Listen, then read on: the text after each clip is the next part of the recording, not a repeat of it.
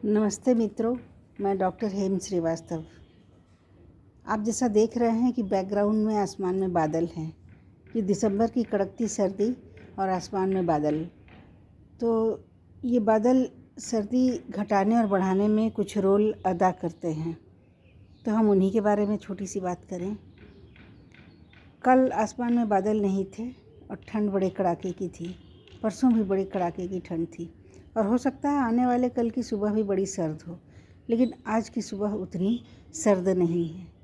इसका मतलब ये हुआ कि बादलों ने कुछ अपना काम किया है।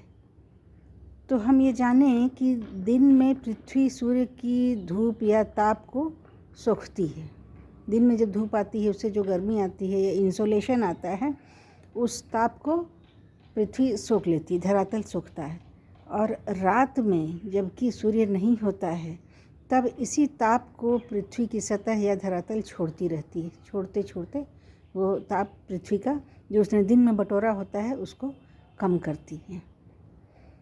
लेकिन यदि आसमान में रात में बादल छा जाएं तो क्या होता है? रात में आधी रात में कभी बादल छा गए होंगे, तो फिर उसके बाद ये हुआ कि इस बादलों ने पृथ्वी के ऊपर ढक्कन का काम किया है। एक कवच सा फैला दिया है, एक मच्छरदानी सी लगा रखी है, जिसके के कारण रात के बाद जब रात से जब पृथ्वी ने ताप छोड़ना शुरू किया होगा तो वो ताप ज़्यादा निकल नहीं पाया, क्योंकि पृथ्वी पर एक आवरण चढ़ गया है। ये आवरण के अंदर ही पृथ्वी द्वारा छोड़ा हुआ ताप अटका रहा, यानी वो ताप धरातल के बहुत करीब रहा और अभी भी है। तो इन बादलों ने उस गर्मी को रोक रखा है। इस कारण से हवा का तापक्रम एक सीमा से ज़्यादा गिरा नहीं, यानी पृथ्वी का छोड़ा हुआ ताप पृथ्वी की सतह पर ही अटका हुआ है, क्योंकि ये बादल तो पृथ्वी के काफ़ी करीब हैं। तो ये हुआ बादलों का रोल।